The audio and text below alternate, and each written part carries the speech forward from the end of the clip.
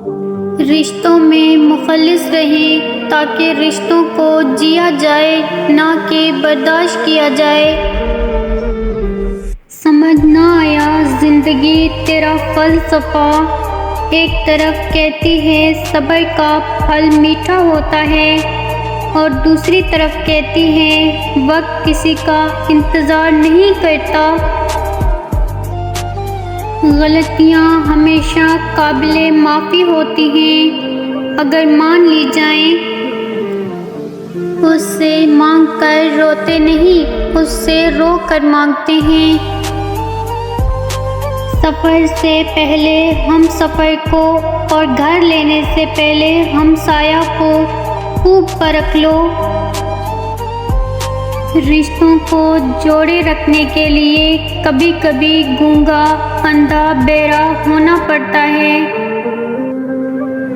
آپ کے وہ الفاظ بھی تحفہ ہیں جو دوسروں کو آگے بڑھنے کا حوصلہ دیتے ہیں۔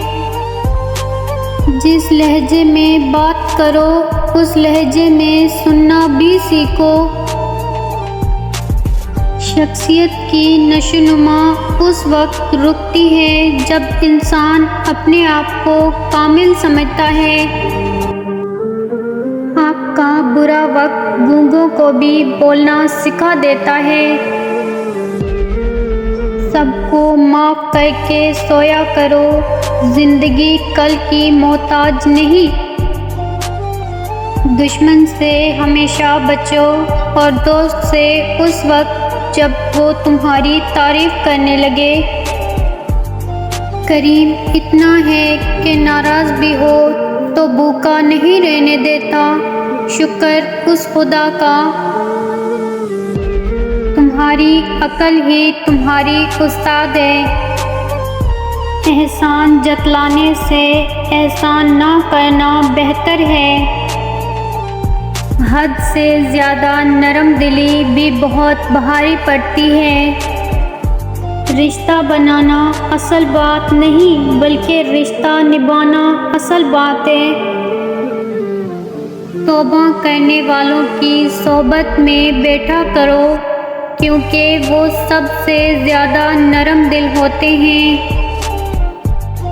اگر تم قرآن کو آنکھوں سے دیکھو گے تو الفاظ نظر آئیں گے، دماغ سے دیکھو گے تو علم نظر آئے گا، دل سے دیکھو گے تو محبت نظر آئے گی، اور اگر اپنی روح سے دیکھو گے تو تمہیں خدا نظر آئے گا۔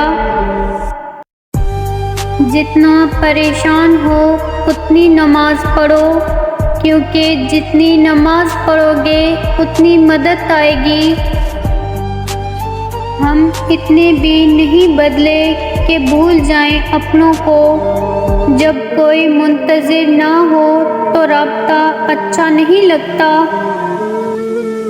صبر ایمان کی بنیاد ہے، اخلاق انسان کی خوبصورتی ہے، سچائی قرآن کی زبان ہے، عاجزی کامیابی کی کنجی ہے، دعا مومن کا ہتھیار ہے۔ توبہ ایسا دروازہ ہے جو موت کی ہچکی تک کھلا رہتا۔ دعا ایسا عمل ہے جو تقدیر کو بھی مات دے سکتا ہے۔ ضمیر ایسا ساتھی ہے جو ہمیشہ حق کی راہ دکھاتا ہے۔ جھوٹ بولنا آسان ہے، چھپانا مشکل ہے، سچ بولنا آسان ہے، سننا مشکل ہے، نفرت کرنا آسان ہے، جھیلنا مشکل ہے، انسان کہلانا آسان ہے، بننا مشکل ہے۔